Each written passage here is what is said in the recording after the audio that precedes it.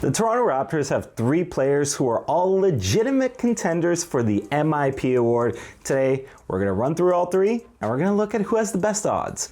What's up, everybody? It's JJ Buckets. I've told you what we're going to talk about today, so before I fully get into things, usual drill, just make sure you're leaving a like on the video. It helps the algorithm out a ton. You know that. Subscribe to the channel if you're new here. Plus, if you plan on doing any responsible sports betting in the near future, just make sure to check out my link in the description below. In terms of what I believe the spirit of the NBA MIP award to be, I think there's no better candidate for it than Ochai Agbaji. That being said, I think he comes in ranking number 3 here. So Ochai Agbaji, I believe, has improved so damn much when it comes to what we saw from him last season and what we see from him this season, right? Like, the shooting splits look night and day, right? They're so much better this season. He's really shown himself to be a valuable contributor in almost any lineup.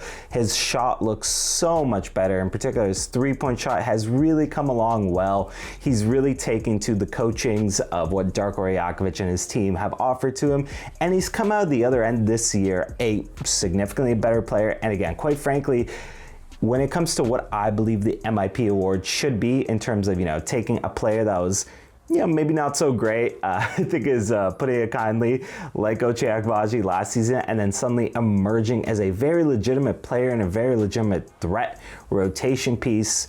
I think in the spirit of the award, he should be like a leading candidate across the league. However, there's also the realistic factor of it, I think, in terms of name notoriety and stuff like that when it comes to, voter bias. And unfortunately, I don't think a lot of people are really talking about Ochai Agbaji in terms of like how much he's improved outside of, Raptors circles, Raptors reporters and stuff like that. So, man, I love what Agbaji has done this season. He's been a tremendous player, and quite frankly, if I'm picking between the 3, this would be my guy that I believe should be MIP. But I think when it comes to the other 2, he would rank behind them in a theoretical voting situation, despite the fact that obviously he's just improved across the board. The first 2 guys that I'm gonna talk about here are guys that I've talked about on this channel before. Obviously, I already talked about Agbaji, and now it's time to talk about Grady Dick. Grady Dick is a very legitimate candidate to win the MIP, I believe, in terms of how much you've seen him elevate from year 1 to year 2.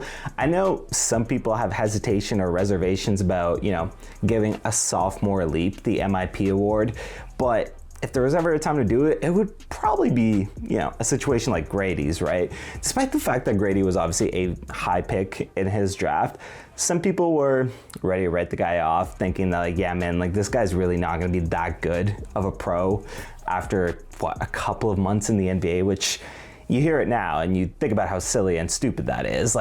That's exactly what it is, right? Because Grady got better as the year went along last year, and this season he's shown that he's, even better, and he's taken another leap. Now, some of the shooting splits I think are still just, Grady adjusting to his new role, and they don't maybe necessarily stand out as like most improved caliber, but like, you just really cannot ignore the scoring leap in terms of points per game, and I think that is the biggest selling point here, right, of his MIP case, is just seeing his production just skyrocket in terms of points per game from year 1 to year 2.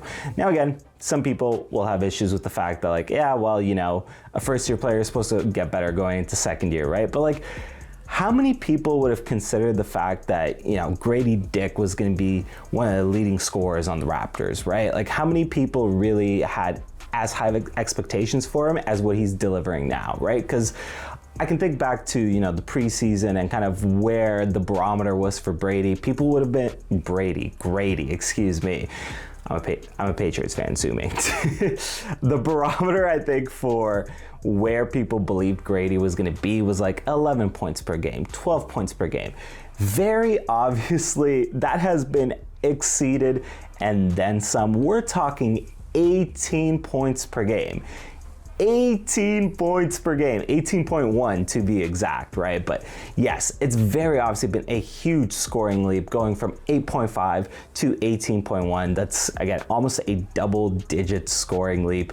And I know some people had reservations about Grady, being a starter for this team, and I think he's taken that and just kind of spat in the face of it with how well he's performed. Obviously, the guy's out with injury as I'm recording this. Hopefully, he'll be back to add to this campaign. And as far as Raptors that have an opportunity to win an award this season, and specifically to win MIP, I think Grady's got a pretty solid case, quite frankly, stacked up against a lot of guys, in the association. And finally, I don't think you can have the conversation about MIP candidates on the Raptors without including Mr. Star J Barrett. That's right, RJ Barrett. I think if anybody's gonna win MIP on the Raptors, I would think he's got the best shot, right? And his case here is pretty simple, right? Career high in points per game, career high in assists per game. And that one in particular, I think is the most, I don't want to say stunning development, but I think in terms of how solid of a playmaker he's been, that is an revelation, right? Like, I think everybody, for the most part, expected him to take, a scoring leap based on what we saw with the Raptors last season, but taking the leap as a playmaker that he has, I think is the encouraging part of this season. That being said, not done there. There's also a career high in rebounds per game that I wanted to mention as well. Pretty healthy shooting splits for the most part too. They're not quite as good as the initial look with the Raptors after he got traded there last season in the 2023-2024 campaign, but they're pretty damn solid. And for a player that has struggled with efficiency for a lot of his career, and that's kind of been like one of the big knocks on him, like those numbers that he's posting now are pretty damn good. And I think when it comes to the MIP award, like RJ just kind of, again, I talked about the spirit of the award when it comes to Ochai Agbaji, and I think RJ is a guy that fits the spirit of what the MIP is, right? Like, you're talking about a guy that in New York, people gave up on him, people, at the very least, like if you want to talk like Knicks fans and management, maybe not all Knicks fans, because there were definitely some shooting the RJ propaganda. But all that being said, what I'm saying is there were people that gave up on the idea of RJ being the level of player that he is now when he was in New York. He has improved. Quite frankly, you could say he's the most improved, right? Again, like everything about RJ and about RJ's campaign this season just screams a most improved player. He was a popular pick for me in the offseason when I was writing for Give Me Sport. Like, I wrote an entire piece about why I thought RJ Barrett was a terrific candidate for the MIP. And quite frankly, I still stand behind most of the things, if not all of the things that I probably wrote in that article. I wish I could tell you I remember just, every little thing I said in there off the dome, but I don't. But I feel like the reasons I felt good about RJ being an MIP then are the same reasons that I feel good about him being an MIP now. And quite frankly, he's added a department in which maybe even I didn't anticipate at the time in terms of his playmaking.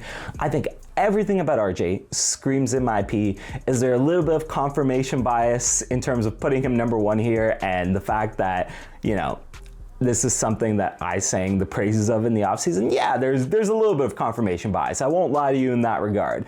That being said, I really think in terms of winning an award for a Toronto Raptor this season, I think RJ and the MIP is as good of a marriage and union as you are going to find across the league, quite frankly.